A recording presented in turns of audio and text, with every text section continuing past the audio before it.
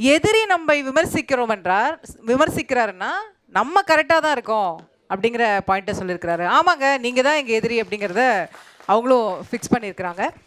இந்த பக்கத்தில் பிரதமருடைய பேச்சு நிச்சயமாக எடுபடும் அப்படிங்கிற தரப்பிலிருந்து திரு ரமேஷ் அவர்களை பேச அன்போடு அழைக்கிறேன்.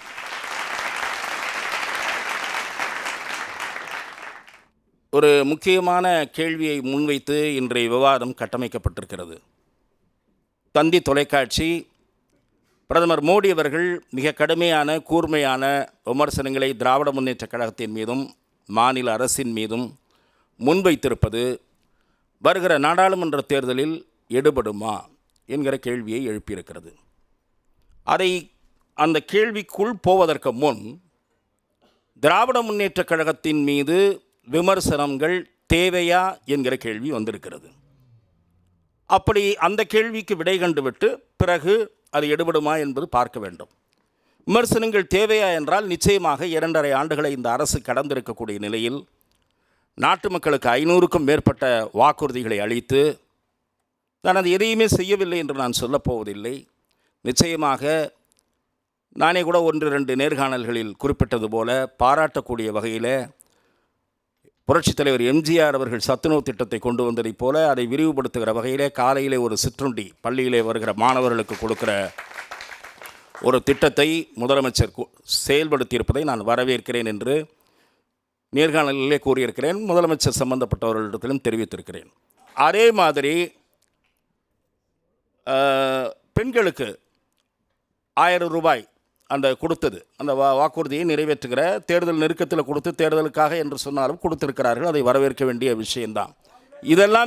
இதெல்லாம் இருந்தாலும் கூட நீங்கள் ஒரு பக்கம் கால நேரமே பார்க்காமல் சாராய கடையை திறந்து வைத்துவிட்டு நீங்கள் இந்த 1000 ரூபாய் கொடுத்து என்ன மகிழ்ச்சி ஏற்படுத்த முடியும்? நான் மதுவிலக்கு சாத்தியம் என்று சொல்லப் போவதில்லை. ஆனால் நான் கேட்கிற முக்கியமான கேள்வி, மனசாட்சியை தொட்டு பேசுங்கள்.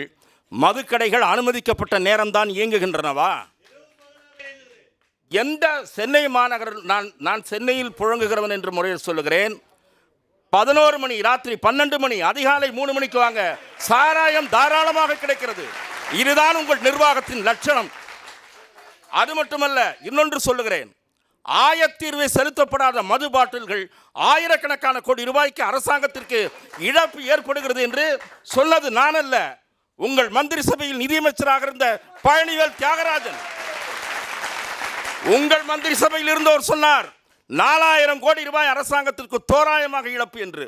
அதாவது எக்ஸைஸ் செலுத்தப்படாத திருட்டுத்தனமான மதுபானங்கள் தமிழ்நாட்டில் புழக்கத்தில் இருக்கின்றன என்று சொன்னவர் நிதியமைச்சர். அதை தவிர இன்னொரு சிக்கல், பெரிய சிக்கல், அடுத்த சிக்கலை இழுத்து விட்டார். அந்த சிக்கலையே அதை பற்றி மறப்பதற்கு முன்னாடி பெரிய சிக்கல், குறுகிய காலத்தில் 2 ஆண்டுகளில் 30,000 கோடி ரூபாய் சேர்த்து விட்டு கணக்கு காட்ட முடியாமல் முழிக்கிறார்கள். ஆனால் அது ஒரு மழுப்பலான பதில் சொன்னார். அது நான் இல்லை, அந்த வாய்ஸ்ன்னு. சார், ஒரு நிதியமைச்சருடைய குரல்ல போலியாக பேச முடியும்னு ஒரு ஸ்டேட்டில் இருக்க முடியுமா சார்? சைபர் கிரைம் தூங்கிக்கிட்டு இருக்கா? அவனை கொத்தா தூக்கி இருக்க வேண்டாம், யாராவது பேசியிருந்தா? காலையில் எழுந்தா எந்த திமுக காரர் 7:30 இழுத்து விடுவார்னே தெரியலையே. நைட்டு படுத்தா தூக்கம் வரமாட்டேங்குது. எதனால்? ஆளுங்கட்சி சட்டமன்ற உறுப்பினர்கள், உள்ளாட்சி அமைப்புகளுடைய பிரதிநிதிகள் அத்தனை பேரும் காலையில் எழுந்தால் ஏதாவது ஒரு செய்தி, தலைப்புச் செய்தி வந்துடுது. மாமூல் கேட்டான், அங்கே போனான், அடித்தான், போனான், வந்தான். இது ஒரு பக்கம். இன்னொன்று, பிரதமர் மோடி அவர்கள் செய்தது சிலவற்றை மேலோக சுட்டி காட்டினார். நானும் சிலவற்றை சொல்ல முடியும். மிக முக்கியமாக மத்திய அரசாங்கம் கொடுக்கிற பணம் சிந்தாமல் சிதறாமல் பயனாளிகளை சென்றடைய வேண்டும் என்று 50 கோடி வங்கி கணக்குகள் இந்த ஆட்சியில் துவங்கப்பட்டிருக்கின்றன. அது விவசாயிகளுக்கு டைரெக்டாக போகுது. முன்ன இந்த 100 நாள் வேலை திட்டம் செயல்படுத்தினாங்களா, அந்த மாதிரி கிடையாது. அவன் போய் 1 மணி நேரம் வேலையை பார்த்துட்டு 400 ரூபா கொடுக்குறான்னா 300 ரூபா கொடுப்பான், 100 ரூபா அவன் எடுத்துக்குவான். யார் அந்த பில்லை கொடுத்து அந்த பணத்தை கொடுக்குறானோ அவன் எடுத்துக்குவான். இந்த கதையே கிடையாது. 6000 ரூபான்னா 6000 ரூபா விவசாயிகள் கணக்கு நேரடியாக போயிடும். இது ஒரு மிக முக்கியமான இது. எந்த கவர்மெண்ட்லயும் லீக்கேஜ் இருக்கும், நோ லீக்கேஜ். முதல்வர் 6000 கொடுத்திருக்காரு சார், புயலுக்கு முதல்வர் 6000 கொடுத்தாரு. அதுதான் நான் சொல்றேன். நான் சொல்லுகிறேன் இவர்கள் கொடுத்தது சகோதரிக்கு தெரியாம இருக்காது. உங்க தந்தி டிவி ரிப்போர்ட்டர்ஸ் இருப்பாங்க, கேட்டு பாருங்க. அங்கங்கே திராவிட முன்னேற்ற கழகத்தினுடைய பகுதி செயலாளர்கள் கை காட்டுபவர்களுக்கு கொடுக்கப்பட்டது.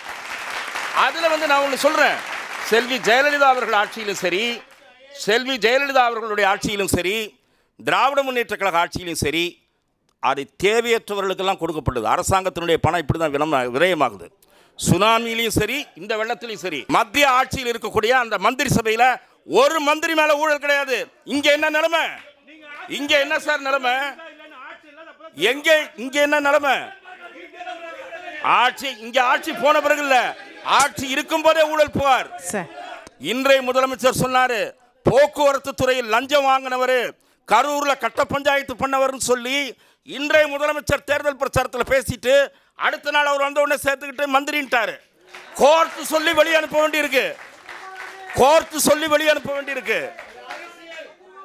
அப்புறம் நம்முடைய அங்கிருந்து வந்தார் நம்ம அண்ணன் சத்யா, என்னுடைய நெருங்கிய நண்பர். அவர் சொல்றாரு, திமுகவை வீழ்த்துவோம் என்று சொன்னவர்கள் அறிவாலய வாசலில் வந்து நின்றது தான் வரலாறு. ஒருவேளை மதிமுக சொல்றாரு என்னன்னு எனக்கு தெரியல,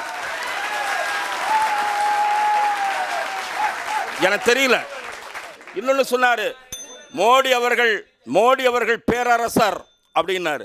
அங்க யாரும் இளவரசர்கள் கிடையாது. இங்க என்ன நிலைமை? அப்புறம் மத்திய அரசாங்கத்தின் மீது ஊழல் குற்றச்சாட்டோ விமர்சனங்களோ முன்வைக்க முடியவில்லை. மோடி என்கிற தனி மனிதரின் எதிர்ப்பை மட்டுமே முன்னிறுத்தி அந்த ஒற்றை புள்ளியில் இவர்கள் இணைந்திருக்கிறார்கள். கொள்கையும் கிடையாது, ஒரு புடலங்காயும் கிடையாது. அதற்கு ஒரே ஒரு உதாரணம் தான், அதற்கு ஒரே ஒரு உதாரணம் சொல்லிடுறேன், இருங்க. அதற்கு ஒரே ஒரு உதாரணம் சொல்லிடுறேன். அந்த பக்கம் இருக்காங்கல்ல 3 பேர்ல 2 பேர், இந்த நாட்டிலேயே என்னைக்கு நாங்கள் மன்னிக்க முடியாத இனப்படுகொலையை நடத்திய காங்கிரஸ் கட்சியோடு சேரவே மாட்டோம்னு சொன்னவங்க அந்த 2 பேர். யாரு? நம்ம அண்ணன் திருமாவும் அண்ணன் வைகோவும். இவங்க கையில் சப்ஜெக்ட் எதுவுமே இல்லை. அதனால என்ன பண்றாங்க, சனாதனத்தை ஏற்கவில்லை. அதுவா இப்ப பிரச்சனை? அதை விட நம்முடைய நண்பர், என்னுடைய நண்பர் ராஜா சொல்றாரு, ராஜா, நான் ராமரையே ஏற்கவில்லை. நீ ஏற்காட்டா எவன் அதை பத்தி சட்டம் பண்ணா? எவன் சட்டம் பண்ணா? ஜெய் ஸ்ரீராம் என்கிற கோஷம் நாடு முழுவதும் ஒலித்துக் கொண்டிருக்கிறது. திராவிட முன்னேற்ற கழகம் இப்படி பேசியவுடன் அடுத்த நாள் மம்தா பானர்ஜி சொல்லுகிறார், சிறுபிள்ளைத்தனமான கருத்து, இதை நாங்கள் நிராகரிக்கிறோம் என்கிறார் மம்தா பானர்ஜி.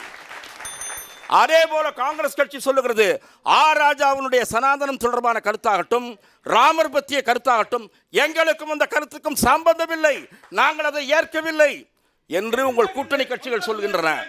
அது மட்டும் இல்ல, கோர்ட் ஓங்கி தலையில் குட்டு வைத்திருக்கிறது நேற்றைய தினம். அடுத்து சுப்ரீம் கோர்ட் வைக்க போகிறது. அதை மறந்துட்டீங்க, வந்து கண்டனங்களை வாங்கிட்டு இருக்கீங்களே சார். கோர்ட் கண்டனங்களை வாங்கி தான் சார் ஒரு மந்திரியே நீங்க வெளியே அனுப்ப வேண்டியிருக்கு. ஆகவே அது பற்றிலாம் நீங்க பேச முடியாது.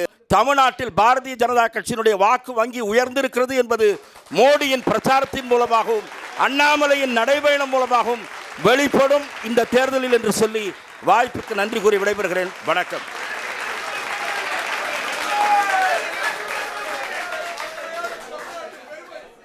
சார், மோடி கூட இந்த அளவு விமர்சிக்கல சார் திமுகவை. அந்த அளவுக்கு திமுக விமர்சிச்சிருக்கிறாரு. அவருடைய பேச்சுக்கு நன்றி.